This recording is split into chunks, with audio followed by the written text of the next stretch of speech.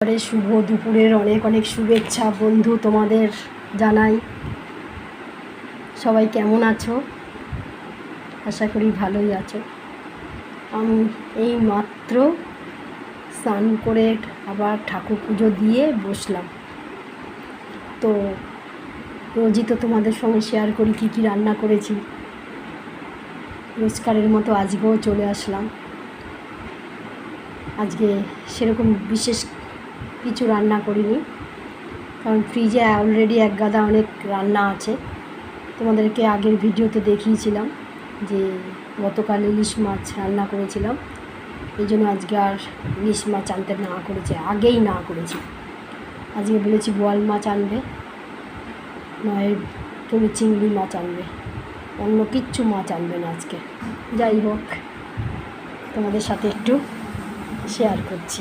দেখো কি রান্না করেছি আজকে। এই দেখো, এখানে প্রথমে দেখাচ্ছি ইলিশ মাছের মাথা ছিল, আলু, বেগুন, কুমড়ো, বরবটি, বিনস, পটল সব কিছু দিয়ে এখানে ইলিশ মাছের মাথা দিয়ে পাঁচমিশালি তরকারি করেছি। আচ্ছা, আর এখানে দেখো বোয়াল মাছ, পেঁয়াজ, টমেটো, কাশ্মীরি লঙ্কা সব কিছু দিয়ে শুকনো শুকনো করে এখানে ঝাল করেছি। দেখো কেমন হয়েছে কালারটা বন্ধুরা, ঝাল করেছি এখানে। আর এখানে আমসত্ত্ব, এই যে এখানে হয়েছে, এখানে আমসত্ত্ব, খেজুর, টমেটো দিয়ে চাটনি করেছি। আর এখানেও রয়েছে, এখানে দুটো বেগুন ভাজা, এটা হচ্ছে আমার বরের জন্য করেছি, আর কেউ বেগুন ভাজা খাবে না।